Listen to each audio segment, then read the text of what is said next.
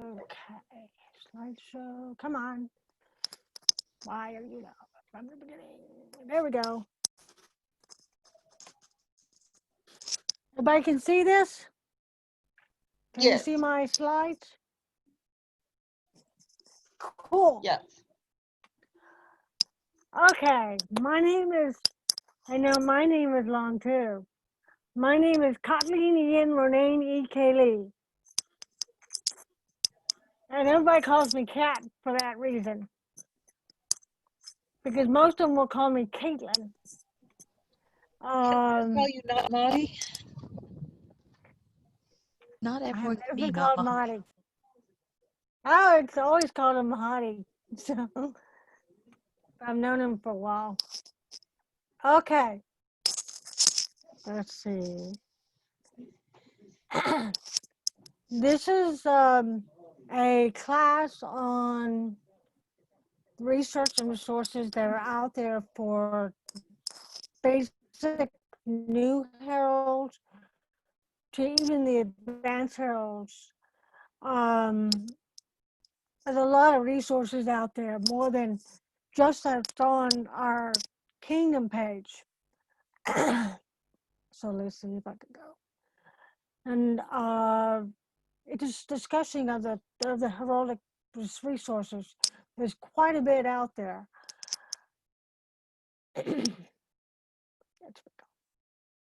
I'm a herald, researcher, and artisan in the NCA. In the modern world, I've been a library services professional for more than 40 years in academic, corporate, and special libraries. And I've been a researcher as long as 40 years. I'm also the Treasure Herald for the Ansteorran College of Heralds. My job is to coordinate educational resources for the kingdom to the heralds to make sure that they are trained and knowledgeable about the resources they use, and to help educate the non-heralds just what heralds do. And there's a basic slide about what is knowledge, why we look for knowledge, and what it is. It's learning about information and presentation to be able to do the job that you need to do, or learn what you want to learn. What is heraldic education? As defined by the College of Heralds, it's part of what heralds do and present themselves in the Society for Creative Anachronism. The book heralds help with the research, period naming, and armorial practices so that every member of the society can have a place in society with their name and show their trademark, if you will, to the rest of the society, so that everybody can recognize who you are at any time. The voice heralds are the ones that present. In the list heralds, that's the previous presentation. In court, in um, presentations, in special courts, whatever the product, our voice heralds are out there proclaiming who and what is going on. And that way no one can not know what the event is progressing to. And then we have protocol heralds that help with recording the awards and honors to make sure that everybody is credited for what they do. They also help with drafting ceremonial text and wording, especially for pelican, laurels, um, knights, master of arms, They ensure that the wording is period but recognizable. And then we also have the scribes. They make everything look good. They put their heart into showing the award in its full splendor and glory.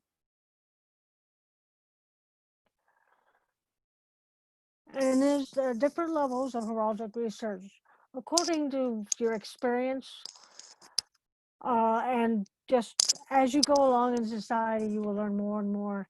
And the Heraldic and Scribal Symposium is one way to learn your job or your passion through the classes we have today. And and it's the Apprentice Herald. This is the basic information out there for the new herald. Things will help them get the job done.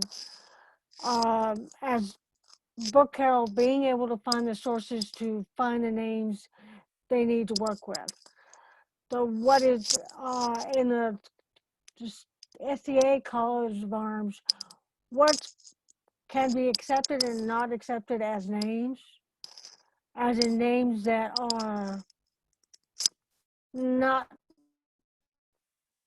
totally appropriate for the society. We've had a previous um, incident about that in recent times.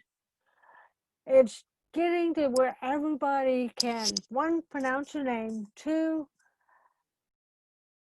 see it in a good light. And new heralds, that's one of the first things. If they like the book heraldry, this is really good resources to understand how to go look for a name, how to go look for the armorial elements to put on a device. Um, there's quite a bit, and I even added the dates um, information because most everybody's when they first start out don't know what a SCA date is as to the modern date and how to pronounce it. I know societatis, which is a mouthful, especially if you're working in court. So this is the basic information that you would need to start your career as a book herald and also as if you were going to be a divorce herald. And then we come to the journeyman or the more experienced herald that has had some time in book heraldry or court heraldry or doing the list law. This is some of the information that you would find, especially when difficult names or trying to find a name that's period, but you don't know where you find the dating for it. And then it's more resources, commentary. As you get into the intermediate heraldry career, you're going to be looking up problem names. You're going to be uh, participating in commentary. Commentary is a way for the heralds, especially when the new submissions come through at a local level, to a kingdom level, to a society level, or what we call the laurel. Everybody, they need commentators to look at the submission and say, well, maybe it needs a little more um, discussion, or it needs a little more fluff or presence, and they will discuss it. They every month they have a board, which is border has a decision meeting after about a month or so before that decision meeting. All the heralds will go on to the Oscar and comment on that name. They will look up sources and put that in the commentary and whatever. And then at the decision meeting, all the heralds join the decision meeting. Most of them now by virtual, and they will look at the submissions and say, does this need more work, or does this is this good to go up to Laurel, which is the society level uh, College of Arms. So that's an important time. If they say it's going up, they will get it ready to send out, and then it will go up the line. If it's not, it's going to go return to the local herald or the border or one of those heralds will contact the submitter and say, we have a little problem. What can we do to fix it? So it's good to go into a decision meeting to understand more of the process of commenting on materials, and you learn about the essence of what it is to have a society name and armorial too. You learn a lot about armory devices and badges and all that at decision meetings. And then we get to the Master Herald, as I call the Master Herald. They're the ones that really work their stuff because there's a lot more to go on. They usually the experienced herald have been playing this game for a while, so they know where the resources are and what can make a difference in someone getting their name at a reasonable amount of time. They can say, yes, I see that, or no, I don't see that, let me check. And it's not only print materials, and all the three different levels of heralds have print materials. A lot of more of them are coming online as online files. Not necessarily all of them can be printed out because of copyright, but it's more accessible and easier to get a hold of. It makes a big difference when you're trying to find a name that you've never seen before. And also, and I forgot to put it on this slide, look at the OP at the local level. Look at the SCA level, which is the ordinarial and armorial, and put it. They have a search engine that if you put the name in, you can see how many other people have that name. The more people that have a name, the more documentation is out there to document the name and make it happen. So it's a really good resource. Those two, the OP at the local level and the ordinary and the SEA ordinary and armorial. It's on the SEA College of Arms webpage. But those are both really good places to look. And then you can track down the citations too, which I like. Here's some. Here's an example of a resource. If you look, just you're trying to find a name. This is what they call English patent rolls. It's part of the English government documents from the time of William the Conqueror all the way. It actually goes all the way to Queen Elizabeth II, including Queen Elizabeth I. But these sources were originally copied and transcribed from the original documents in those time periods and transcribed and put into print back in the 1800s. They made volumes of these transcribed um, documents. These are court rolls. They're local court, they're barony courts, they're exchequer. There are court rolls at the royal level. There's court rolls at a more intimate level. in the society at that time.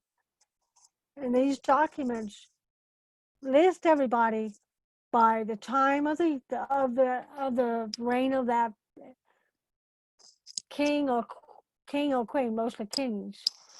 And then these are broken down into volumes according to the year. And the regnal years and the reign years are also listed by movable feast and by special um, incidents in the year. And regnal is another word for a royal year.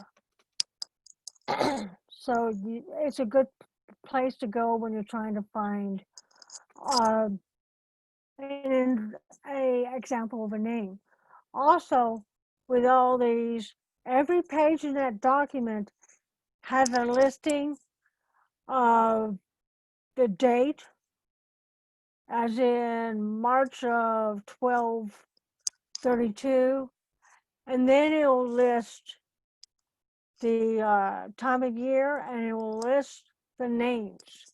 That's very important. If you can find a name and a date, it makes your life easier because it documents the name. It helps you pass that name better because you can find it. And this is a great resource. I use it all the time because it's an actual documental um, place to go. And there's a long list of the different kings and all that. With Victoria, later on in the 1900s, it's about 20 to 40 volumes. Queen Elizabeth had almost as many because all the documents that went on during her reign. So this is a really good resource. Check it out. And you can search all of this in search engines. They're accessible and you can input a name like Robert or Roland or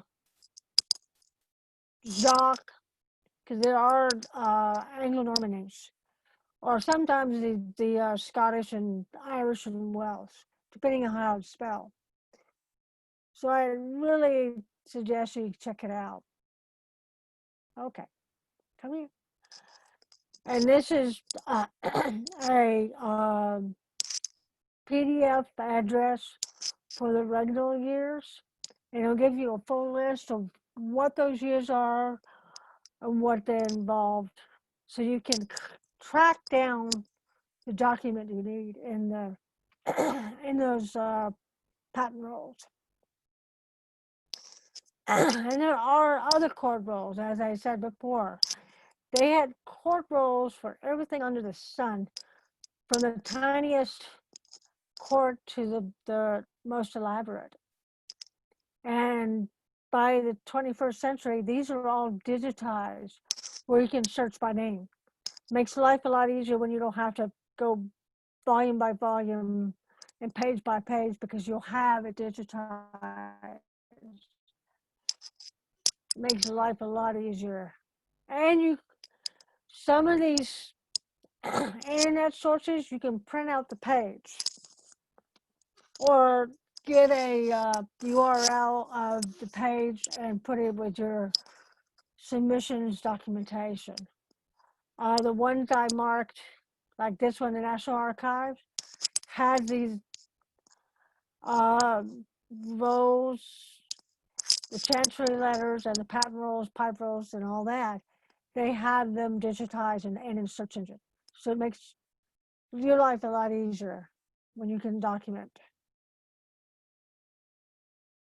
And here, now I have more sources that help when you're trying to document names and devices, especially armorials, because they're more precise interpretation of elements, heraldic elements, and way they're presented. One of the things I put in this document, and it's on the handout This is a search tips and tricks. It's a very connected. This will help you search this Google with more precise turnaround time, so that you can limit how much extraneous garbage gets into your search. Because if you put Rocky Road ice cream without the parentheses, you're going to get everything under the sun that's Rocky Road. So if you can limit the delimiters in your search, it helps you find the information faster.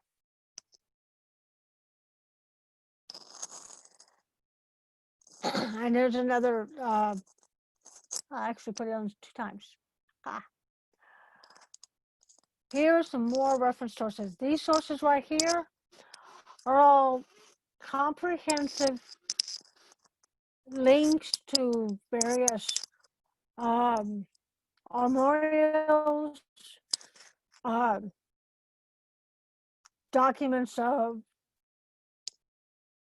the family backgrounds of the major royals and nobles. So you can see, and they're dated. These sources have dated examples where you can, if you can locate it in some of these sources, it helps you define the documentation for your submission. There's a lot out here. The College of Arms is a good place to go. They have a variety of name articles and armorial articles, so you can get specific examples. It's really good. If you're trying to search for a book and where it possibly could be in a library, this is the WorldCat um, library catalog. It's one of the largest in the world. It's the public version of what I use in my work, because I am an interlibrary loan specialist for a college, and I use the one with all the bells and whistles, and I can actually order things through the catalog. But it's a good way to track down your citations for your documentation when you're looking up things in a book. It's a very good resource. I made it bigger so you can see it. And here's some of the libraries that have copies of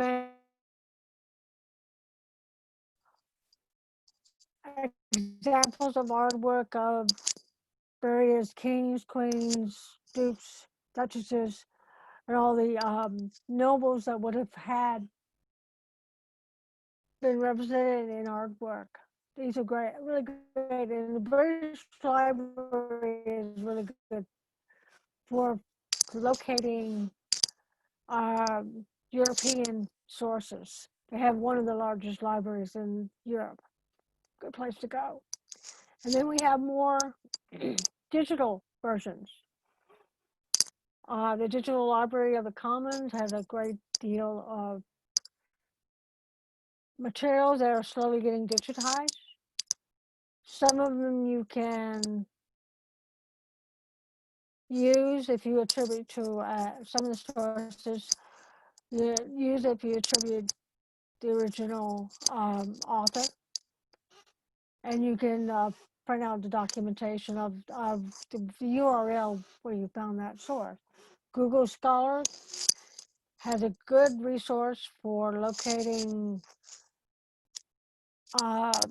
reviews of materials, examples of new copies of older resources, and the like. So it's a great place to go. And then RefSync is finding all the references, the reference books. As I said, a lot of older material is getting digitized and being presented online. And then you have these archives. This is a couple of archives. This one is in the UK, which is really good.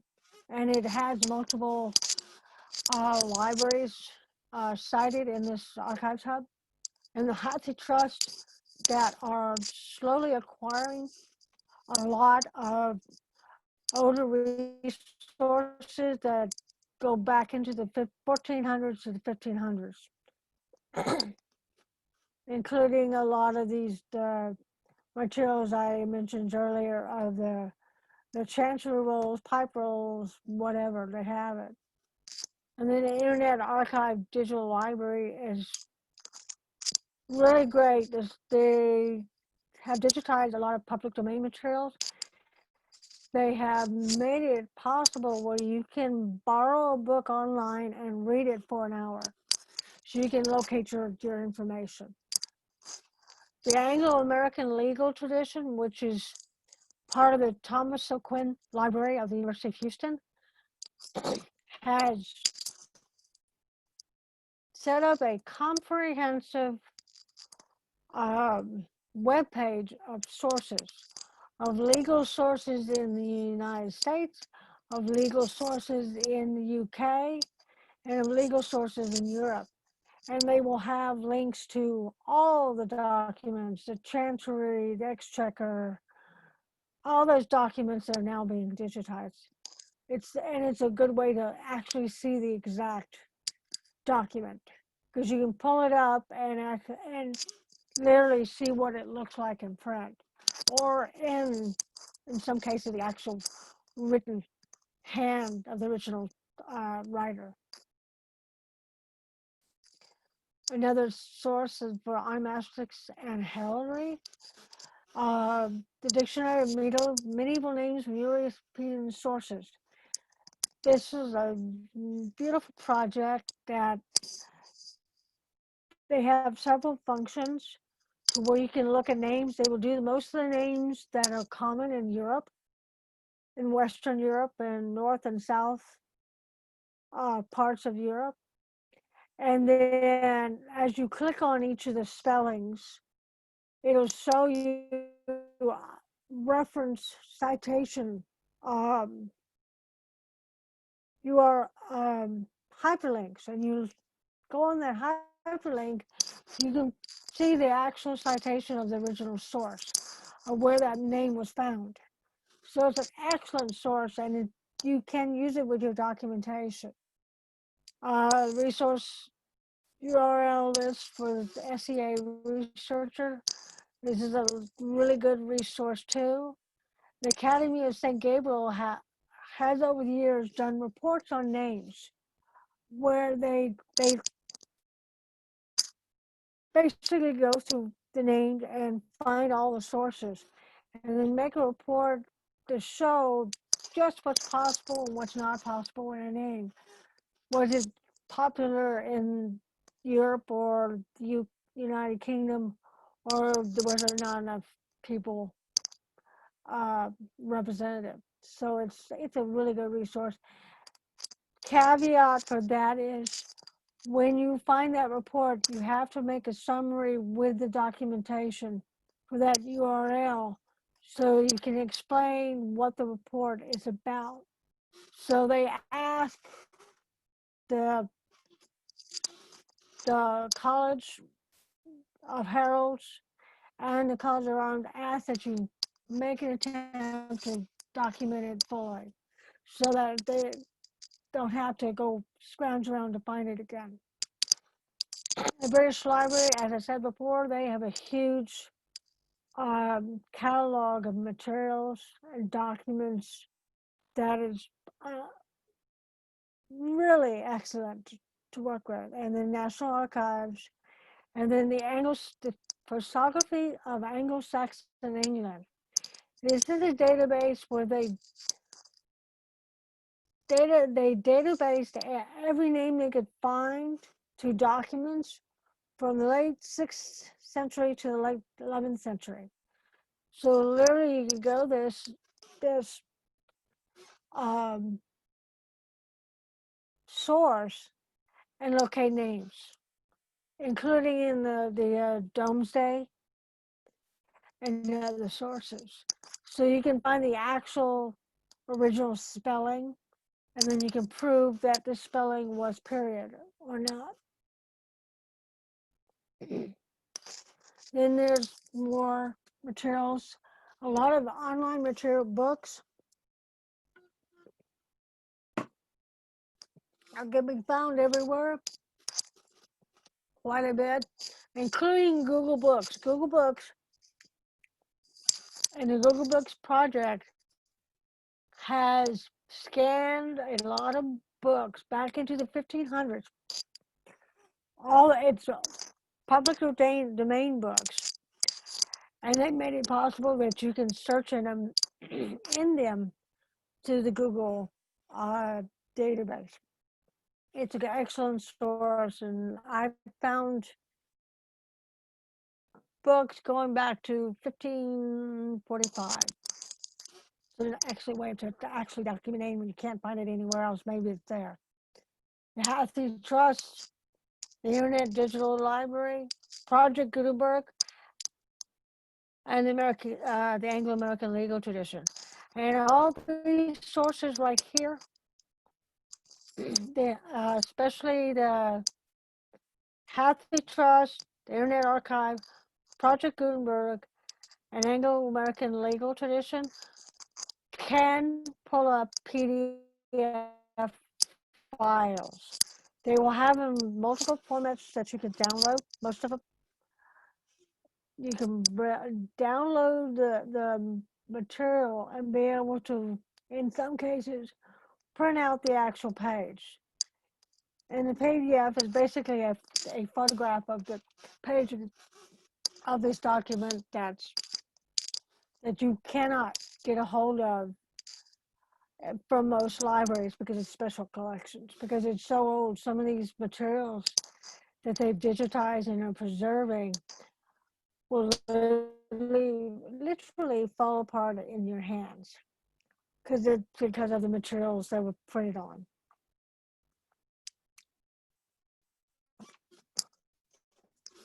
And I'm at the end of my presentation. Are there any questions or ideas or things I haven't found or you found?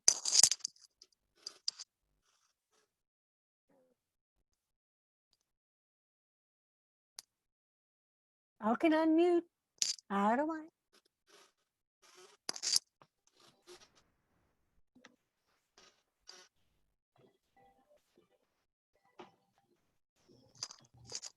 Is there something you would like to look at again that I didn't explain enough?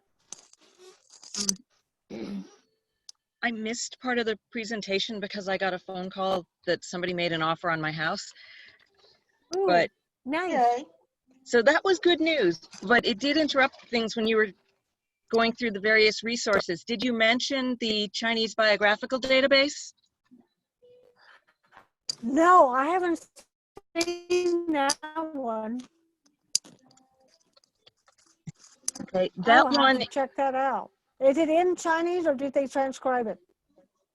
it's both because it's a joint project between Harvard and Academia Sinica and one other Chinese university that I'm blanking on at the moment.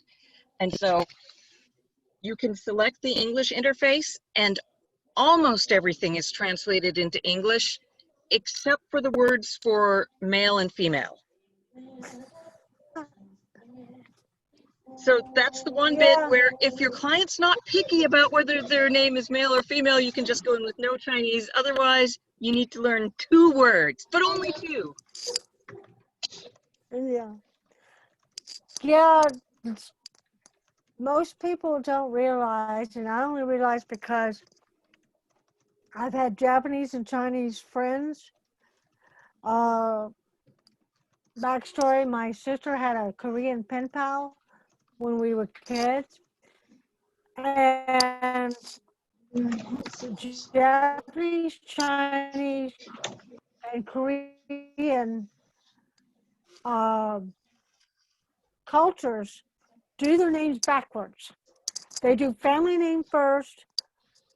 They're what we quote unquote call the baby name or the family name that only the family will talk. It's your nickname. And then the last part of the name is your formal name that will be presented to the public. Because most people don't realize when you have Wang in the beginning, that's their family name and not their first name. A lot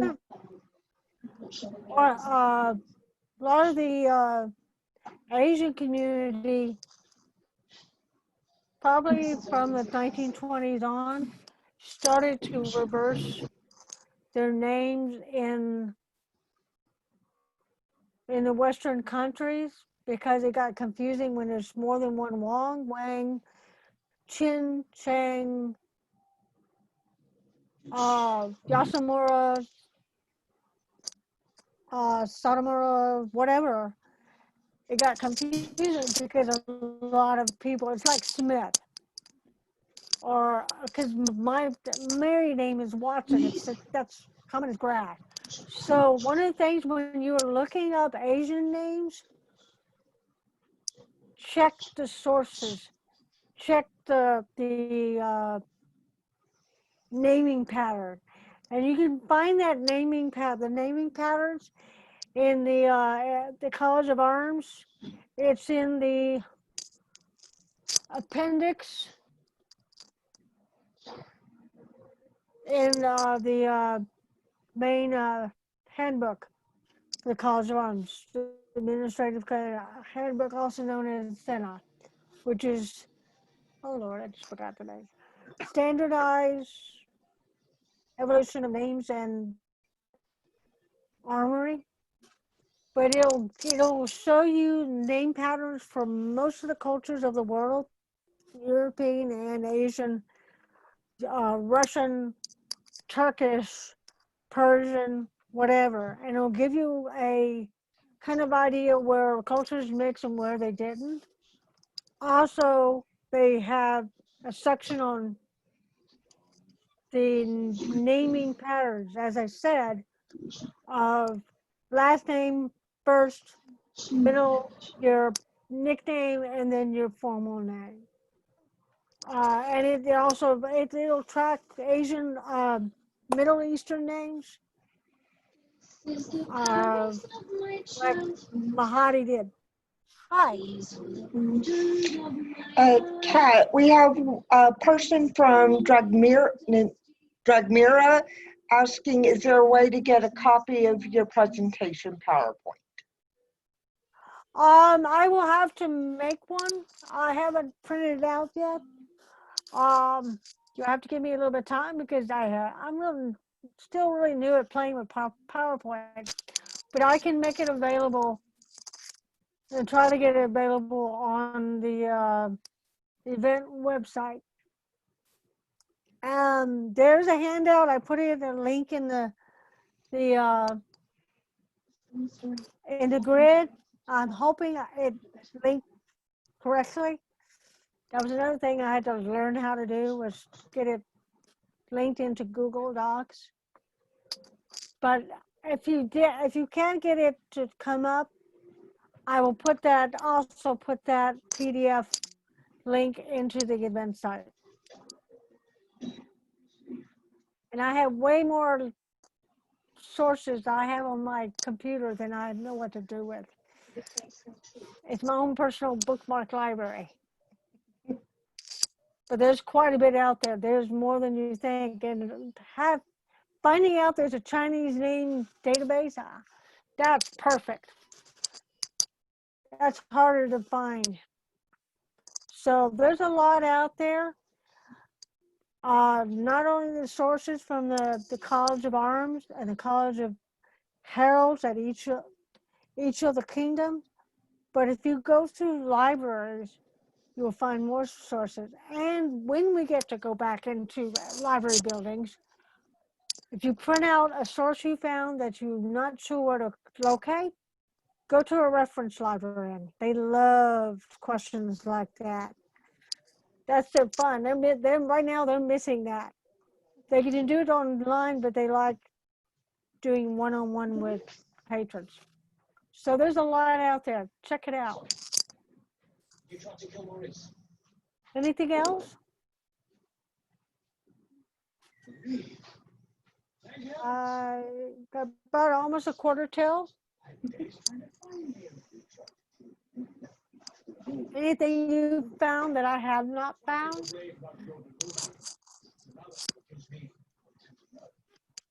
Don't be shy. I know it's a lot to take in because, like I said, there's so many resources out there. As you, as a new herald, as you look for more resources, you'll find things that you'll find resources that will go blow your mind away. That I could get access to it. That's why I like the fact that digitizing more of the public domain materials, because then we can get to them and be able to use them for research in arts and science, in heraldry, and scribal, and whatnot. So check it out, and you'll find all the rabbit holes too. That's my constant fun, is finding more rabbit holes. I need to get rid of projects. So, anything else? Any other questions?